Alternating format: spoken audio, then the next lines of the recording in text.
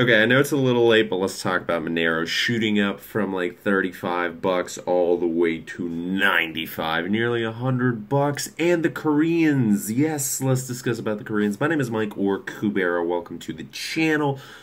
Hopefully you're having a fantastic night. I know, it's a couple hours behind, but hey, it's here, so don't fret. Monero is a coin that I've been interested in since the beginning, and that is due to its anonymity. If you know my other channel, you are quite familiar with why. I mean, it's one of the most anonymous coins out there, and a lot of interesting people are very fascinated by it, let's say, because they transfer from one wallet, one account, to a Monero wallet. Then, they just kind of shuffle around a fair chunk of change, anywhere from a couple $100,000 to a couple million.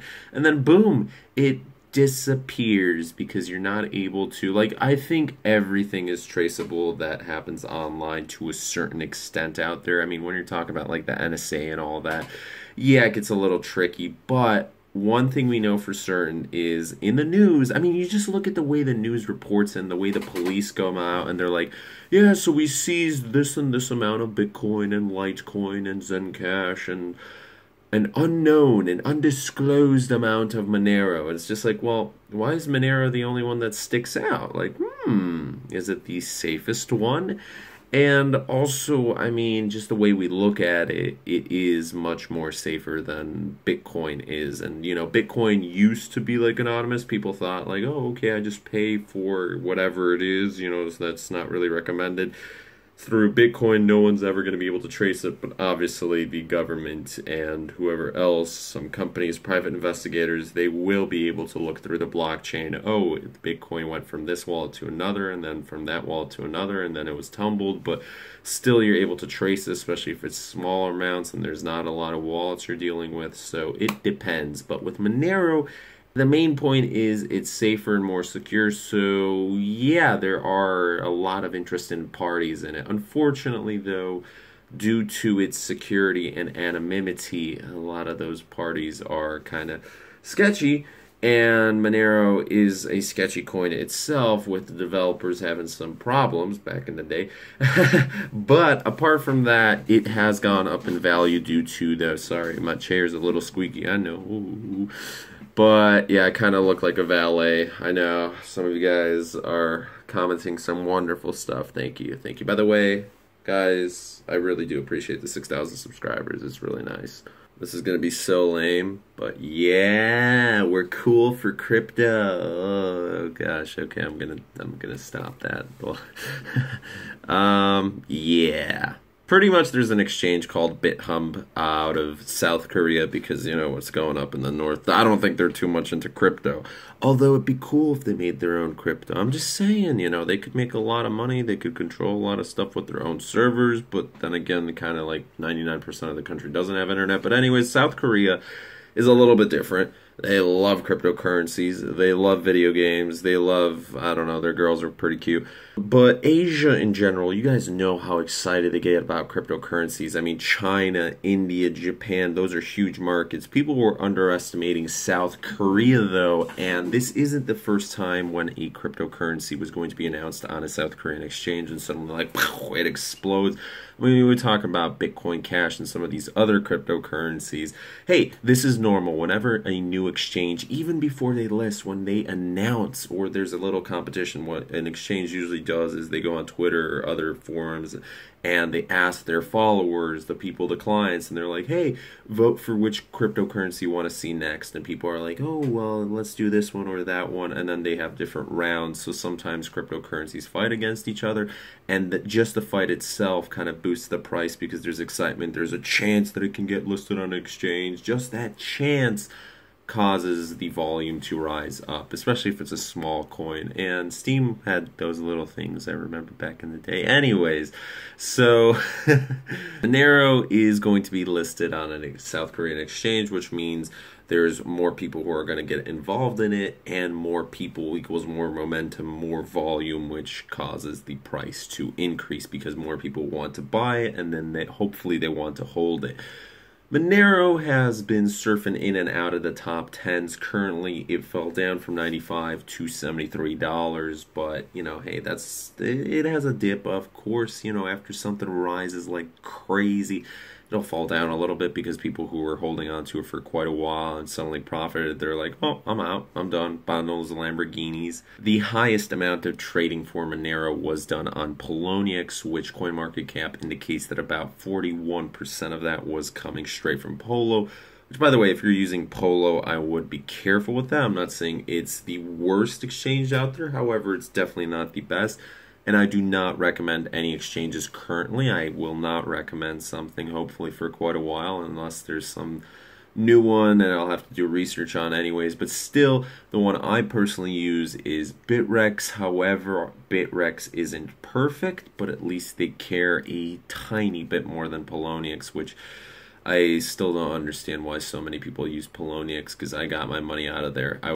I understand that 5 figures is not a big amount to an exchange that is dealing with millions of dollars every single day, but still not getting your tickets responded to for a couple of weeks. That's a little bit weird, but yeah, anyways, so a large majority of that was traded on Poloniex, and whenever a new exchange start listing stuff, it's just, hey, more people are getting involved in the projects, and they're starting to look into it a little bit more. And I think Monero does have a future because, again, it's one of the more secure coins out there. Maybe there's going to be a better coin that replaces it in the future, but then at that point, the Monero team is able to update a little bit.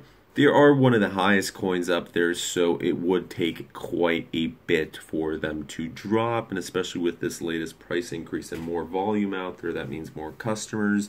And even if cryptocurrencies in general just start failing, everything starts crashing, a real crash would take a lot, just billions upon billions of dollars suddenly to vanish overnight, which could happen technically, but also trillion-dollar market caps can be reached with the same amount of difficulty anyways. So it's going to be an interesting future looking at the top 10, 15, 20 coins. The way I look at it currently is that there's two main things about cryptocurrencies, which is the speculation of it and the hype that new people, new areas of the world, especially this one, new areas of the world are just finding out about it.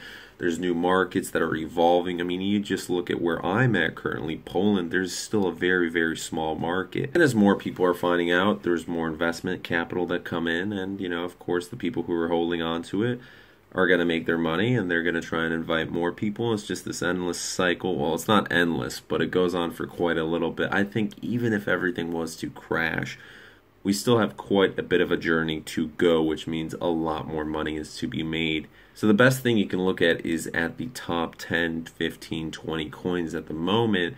Look at their roadmaps, look at their white papers, look at their updates, look at their social media profiles, their GitHub pages, their Bitcoin Talk pages, look at what people are talking about on social media, and just kind of pick your top 5, see where it goes. Bitcoin currently still is above $4,000. However, it's dropped a little bit. At the moment, it's $4,029. Bitcoin Cash has dropped quite a bit. It's like 628, so it did pump itself quite a bit up there, but still, fell what is that, over 17% within just the past 24 hours. Fell down a little bit, but hey, you have good moments, you have bad moments. August's been an exciting month, and I'm curious to see what will happen in the future. My opinion about Monero is, personally, I do not invest in cryptocurrencies anymore, and I wouldn't be investing in something after, it kind of went up a bit. But Monero's interesting because it is a favorite among those, because there's one side to cryptocurrencies where it's speculation, and then there's the other side where, yeah, there's a lot of people who do want to avoid taxes or do, illicit things on there, and Monero is a favorite of those individuals. Now, Monero is not that popular yet. However, there's more exchanges and markets coming out with that, and especially with markets, whenever a market starts listing it and it's a big market, then, there's a lot of people going in with it.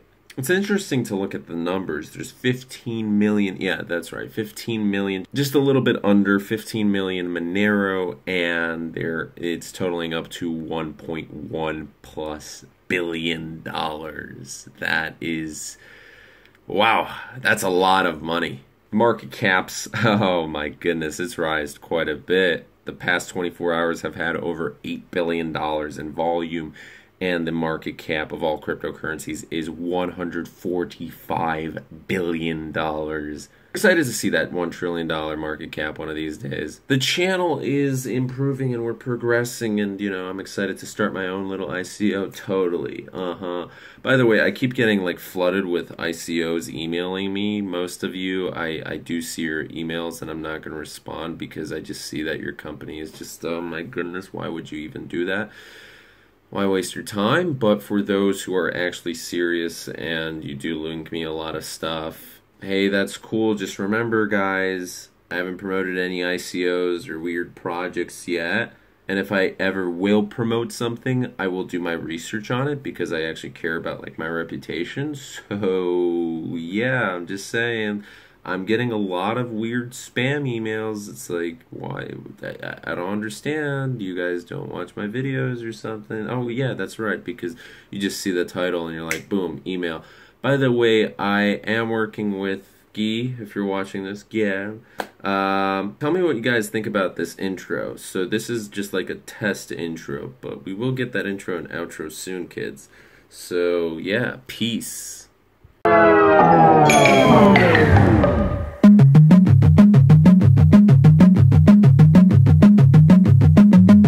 Anyways, my name is Mike. Hopefully you enjoyed this video. If you did, please leave a like, comment, subscribe, and share.